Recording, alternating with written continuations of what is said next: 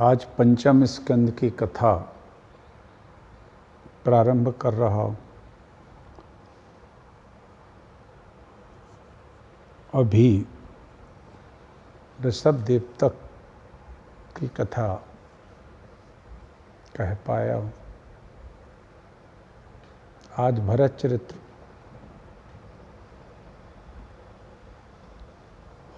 कह रहा हूँ।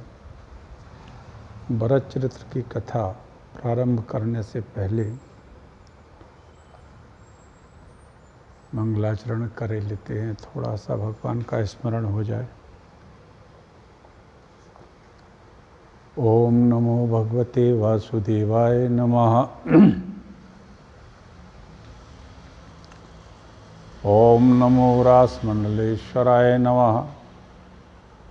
ओम पूर्णमदः पूर्णमिदं पूर्णात् पूर्णमुदच्यते पूर्णस्य पूर्णमादाय पूर्णमेवावशिष्यते। चिन्तयन् परमेशानीं सताक्षीं जगदीश्वरीं पंचकोशान्तर्गतां पुच्छब्रह्मं स्वरूपिणीं रक्तांबरपरिधानां करुणारससागरां नानायुधराबम्बां जगत्पालं तत्परां शब्द ब्रह्ममयी चराचरमयी ज्योतिर्मयी वांगमयी नित्यानंदमयी निरंजनमयी तत्वमयी चिन्मयी तत्वातीतमयी परात्परमयी मायामयी श्रीमयी सर्वैश्वर्यमयी सदाशिवमयी मां पाहि मीनाम्बिके। ओम श्री महाअंजनाय नमः। नारायणं नमस्कृत्य नरं चैव नरोत्तमं देवीं सरस्वतीं व्यासं ततो जयमुदीरये। नमः श्रीकृष्णचन्द्राय नमः संकर्षणाय च नमः प्रद्युम्न देवाय निरुद्धाय नमो नमः। प्रहलाद नारद पाराशर पुंडरीक व्यास अम्बरीश सुख सौनक भीष्मदालभ्यान रुक्मांगदार्जुन वसिष्ठ विभीषणादीनि पुण्यनियमान् परम भागवतान् नमामि।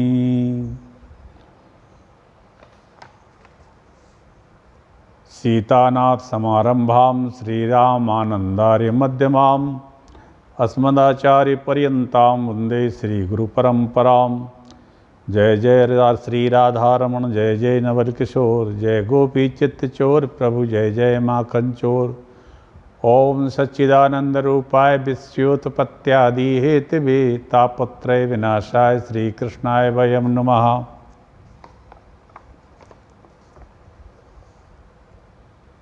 महाराज ऋषभदेव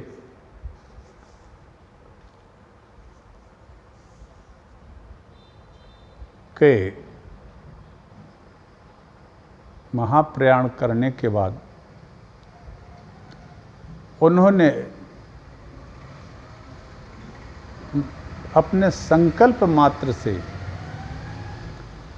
रक्षा करने के लिए महाराजा भरत, जो कि बड़े भगवत भक्त थे, उन्हें नियुक्त कर दिया। ऋषभदेव ने भरत जी को पृथ्वी की रक्षा का भार देकर उन्हें उस पर नियुक्त कर दिया, या मतलब राजा बना दिया। उन्होंने उनकी आज्ञा में स्थित रहकर विश्वरूप नाम के एक महात्मा थे, उनकी कन्या पंचजनी से उनका विवाह हो गया। महाराज भरत जी की पत्नी का नाम पंचजनी था। जिस प्रकार तामस अहंकार से शब्द आदि 5 भूत तन्मात्राएं उत्पन्न होते हैं, उसी प्रकार पंचजनी के गर्भ से सुमति, राष्ट्र, भृत, सुदर्शन, आवरण, धूम्र, केतु नामक 5 पुत्र हुए, जो सर्वथा उन्हीं के समान थे। महाराज भरत के 5 पुत्र हुए और वे उन्हीं के समान थे, जो सर्वथा इस वर्ष को, जिसका नाम पहले अजनाब वर्ष था, राजा भरत के समय से ही भारत वर्ष इसको कहते थे। महाराज भरत बहुयज्ञ थे। वे अपने अपने कर्मों में लगी हुई प्रजा का अपने बाप दादाओं के समान स्वधर्म में स्थित रहते हुए अत्यंत वात्सल्य भाव से पालन करने लगे। उन्होंने अध्वर्यी उद्गाता ब्रह्मा इन 4 ऋतिज्यों को द्वारा कराए जाने वाले प्रकृति और विकृति दोनों प्रकार के अग्निहोत्र, दर्श, पूर्णमास, चातुर्मास, पशु और सोम आदि छोटे छोटे कृत्यों यज्ञों से यथासंभव श्रद्धापूर्व यज्ञ और कृत रूप श्री भगवान का यजन किया। भरत जी ने कई प्रकार के यज्ञों का आह्वान किया और कई तरह के यज्ञों को किया जो अभी बताए हैं। इस प्रकार अंग और क्रियाओं के सहित भिन्न भिन्न यज्ञों के अनुष्ठान के समय जब अध्वर्यी गण आहुति देने के लिए हवि हाथ में लेते थे तो उस यजमान भरत उस यज्ञ कर्म से होने वाले पुण्य रूप फल को यज्ञ पुरुष भगवान वासुदेव के अर्पण कर देते थे।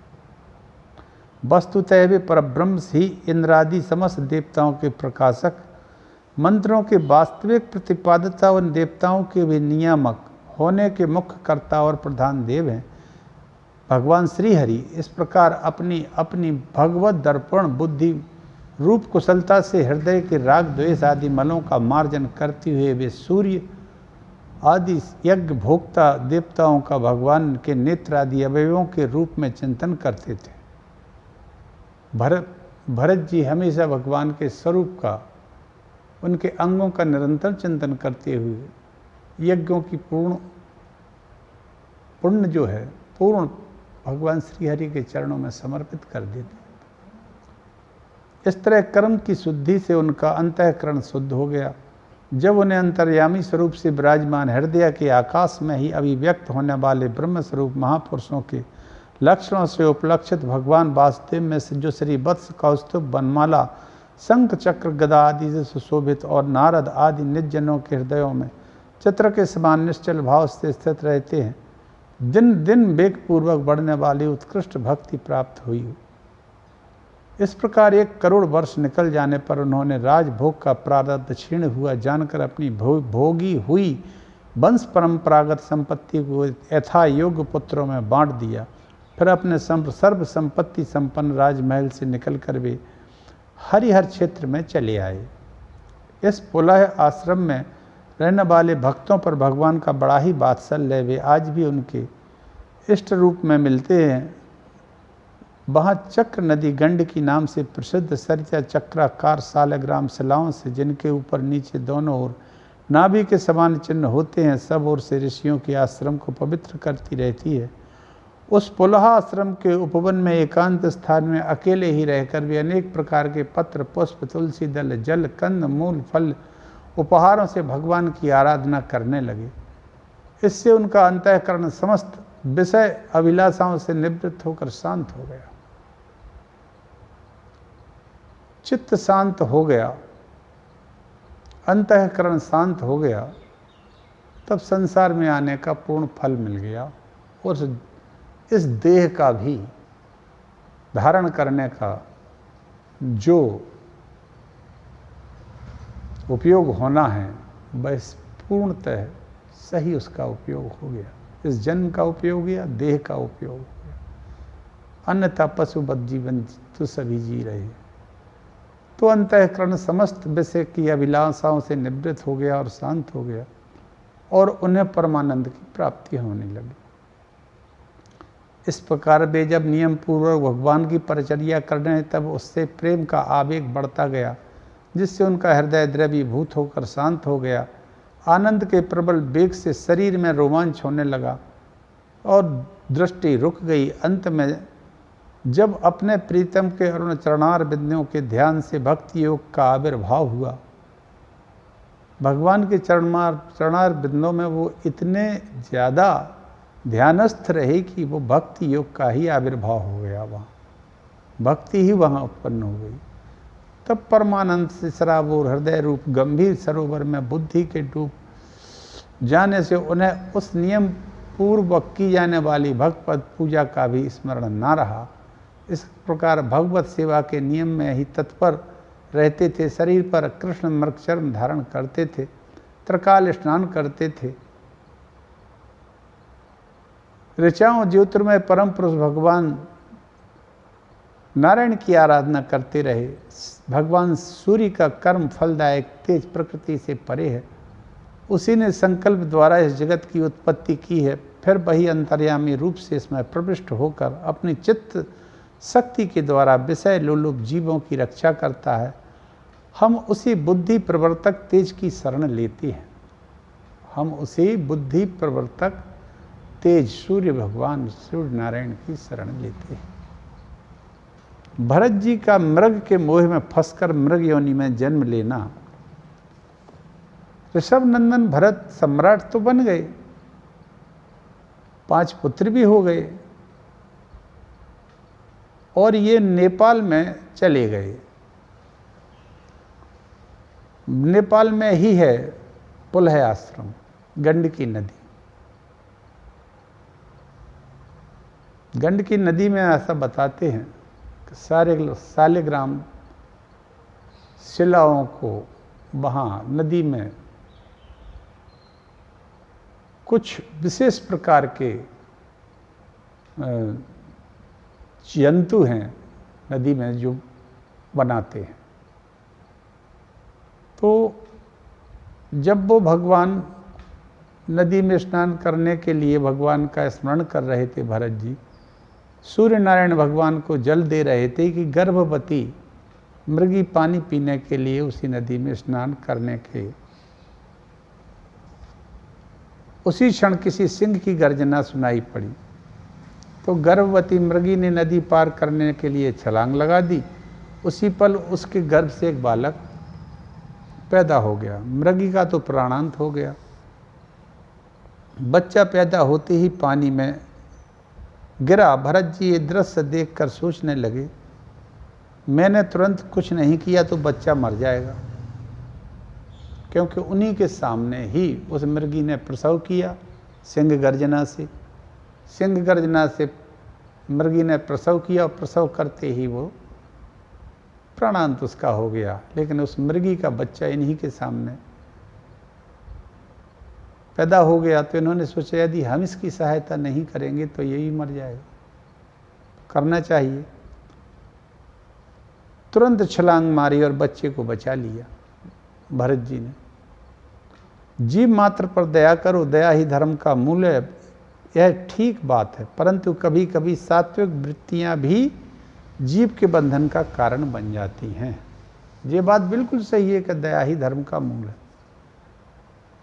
दया करना भी चाहिए, लेकिन सात्विक वृत्ति कभी कभी जीवन के बंधन का मूल बन जाती हैं और यही भरत जी के साथ हुआ।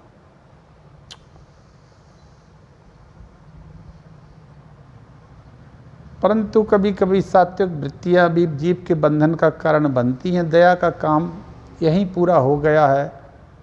आपने बच्चे को पानी से बाहर निकाल लिया, अब घर ले गए, घर में जाकर दूध पिलाया, कोमल कोमल घास तोड़कर खिलाई। अब भरत जी का चित्र उस मृग के शावक में चिपकने लगा। वही दया धीरे धीरे मोह में बदलती गई। कितना प्यारा है, अकेला रहता है, अब इससे थोड़ा मन लग गया। आश्रम में चहल पहल हो गई। मृग उछल कूद करने लगा। भजन करने के स्थान में कभी बैठते हैं तो मृग आकर चाटने लगता है, सूंघने लगता है, डांट देते हैं तो भोला बनकर सामने बैठ जाता है। तो दया आ जाती है। धीरे धीरे मोह प्रबल होता गया। एक दिन वह आया कि मृग सजातीय मृगों के झुंड के साथ अपने सजातीय मृगों के झुंड को उसने देखा। वो वहीं आश्रम से गुजर रहा था, निकल रहा था। तो वो अपने मृग सजातीय मृगों के झुंड के साथ चला गया है। भरत जी को छोड़ दिया, उस आश्रम छोड़ दिया। अब भरत जी ने चारों तरफ उसको बहुत ढूंढा। सोचो, जिनके हृदय में अंतःकरण में भगवान श्री नारायण का साक्षात्कार हो गया हो, आज वो उन सब को भूलकर या ये कहें कि मोह में पड़कर सिर्फ उस मृग शावक को ढूंढ रहे हैं बाहर, कहीं नहीं मिला। उसके प्रेम में इतने पागल हो गए कि सूर्य भगवान से भी पूछने लगे, चंद्रदेव से भी पूछने लगे। प्रेम दीवाने भरत जी के प्रेम में, उस मृग, उसी के प्रेम में, उस किसके प्रेम में? उस मृग के शावक के प्रेम में जो इन्होंने पाला था, प्राण ही त्याग दिए इन्होंने। कैसा मोह का ये मोह जाल है। अंते मति ही सा गति ही। चिंतन मृग का हुआ था, सो अगले जन्म में मृग योनि को प्राप्त हो गए। एक मृगा के संग ते भरत धरी मृग देह, तुलसी उनकी कौन गति, जो घर घर करत स्नेह। एक मृग के मोह में महाराज भरत को मृग की देह मिली और वो मृग बने। एक मृगी के द्वारा के गर्भ से वो मृग के रूप में जन्म ले लिया। कारण ये है कि मरते वक्त जब प्राणांत हो रहा हो किसी का, और जीव जिस की भी उस समय ध्यान करे या जिसके बारे में सोचे, उसी योनि में उसको जन्म मिलता है।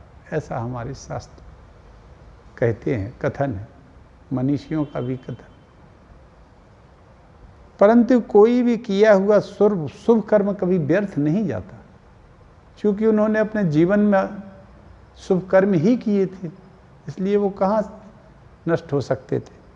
तप का फल था कि मृग योनि में पूर्व जन्म की स्मृति महाराज भरत को बनी रही, जिसके कारण मृग देह भी सनह सनह प्रारब्ध भोग कर अंत में उन्होंने गंड की नदी में खड़े होकर, जब उन्हें अपना ध्यान आया कि मैं महाराज भरत हूँ, तपस्वी हूँ, तो उन्होंने गंड की नदी में खड़े होकर बगैर कुछ खाए पिए अपने प्राण त्याग दिए। ऐसा सुखदेव जी ने कहा परीक्षित से, महाराज परीक्षित से। कालांतर में तीसरा जन्म अंगिरा गोत्रीय ब्राह्मण परिवार में हो गया। अब पुनः उनका जन्म एक अंगिरा गोत्र के परिवार में, ब्राह्मण परिवार में महाराज भरत जी का जन्म हो जाता है। वेद मंत्र तो याद करना दूर रहा, कभी गायत्री यह मंत्र याद करके नहीं सुनाया। पिताजी ने इनका नाम रख दिया जड़ भरत, अर्थात मूर्ख भरत। जड़ माने होता है मूर्ख, बोलते थे नहीं किसी से, तो जड़ता के कारण दिखाई देते थे, जड़ जैसे, जड़ता जैसे जकड़े हुए हों जड़ता में। पिताजी ने इनका नाम बहुत प्रयास किया, लेकिन कुछ अब जब नहीं ये पढ़ पाए तो इनका नाम जड़ भरत हो गया। इनने गायत्री मंत्र भी नहीं कभी सुनाया। और भरत जी यही चाहते थे कि कोई हमें पागलपन की मोहर लगा दे तो दुनियादारी से हम बच जाएंगे। बच भी गए। संसार से बचने का एक ही उपाय है कि अपने आप को पागल जैसा रखो, क्योंकि जब तक संसार में संसारियों को ये लगेगा कि इससे कुछ हमारा कार्य या स्वार्थ सिद्ध हो सकता है, तब तक दुनिया आपके पीछे ही पड़ी रहेगी। ये तो आदमी की एक मानव प्रवृत्ति है कि जब तक व्यक्ति से उसका स्वार्थ या कर्म सिद्धि होती है तभी तक उसके पीछे पड़ा रहता है, पड़ी रहेगी। और दुनिया के मतलब कि जब हम नहीं रहेंगे तो हमें काहे को कोई पूछेगा, सब छोड़ देंगे। स्वार्थी दुनिया भी बड़ी विचित्र है। और इस तरह से एक बार एक बालक घर छोड़कर एक महात्मा की शरण में पहुंच गया। घर वालों को पता चला कि हमारा बेटा अमुक जगह बाबा बना बैठा है, तो सब पहुंच गए। महात्मा जी से बोले, महाराज हमारा बच्चा है, 4 भाइयों में सबसे छोटा यही है, कृपा करो इससे हमारे घर लौटा दो। गुरुजी ने चेला को बुलाया, बेटा तेरे 4 भाइयों में सबसे छोटा यही है, परिवार वाले इतना प्रेम कर रहे तो उससे तू घर चला जा। चेला बोला, नहीं गुरुजी हमें ना छोड़ो, हम तो आपकी शरण में आ गए। गुरुजी ने कहा, तुझे भजन तो ही तो करना है, मंत्र दे दिया, बेस दे दिया है, अब तू घर में जाकर भजन कर। चेला बोला, घर चला आया, घर वाले प्रसन्न हो गए। अब घर में आकर उन्होंने नियम शुरू किया, वही 4 बजे जागना, नहा धोकर भजन करना। भोजन का समय हो गया सो पा लिया, आराम करके भजन करने बैठ गए। 2-4 दिन तक कोई कुछ नहीं बोला। जब महीना भर का हो गया तो भैया बोले, क्या लाए थे, क्या खेतों पर काम चल रहा है, इतने व्यस्त हैं, तू जब देखो जब माला ही जपता रहता है। भैया बोला सुनो, रखना हो तो रखो, मैं भजन के लिए महात्मा बनाता, सो चाहे करूं या यहाँ करूं या वहाँ करूं, चाहो तो रखो, नहीं करो तो मैं आश्रम में फिर चला जाऊंगा। घर वाले बोले अच्छा ठीक है, तुझे भजन ही करना है तो जा बाबा के पास, हमें तेरी कोई ज़रूरत नहीं। जब बोझ लगने लगा तो अपने आप ही भगा दिया। अब बोझ जब हम लगने लगते हैं किसी के ऊपर तो वो हमारी उपेक्षा करता है, हमें भगा देता है। और मित्रों ये बात बिल्कुल सही है, 100% सही है कि जब तक आप काम के रहेंगे तभी आपसे सब लोग प्रेम और स्वार्थ की बातें करेंगे और आपकी बड़ी सेवा भी करेंगे, अच्छी तरह से भी बोलेंगे। और अगर स्वार्थ निकल गया तो बहुत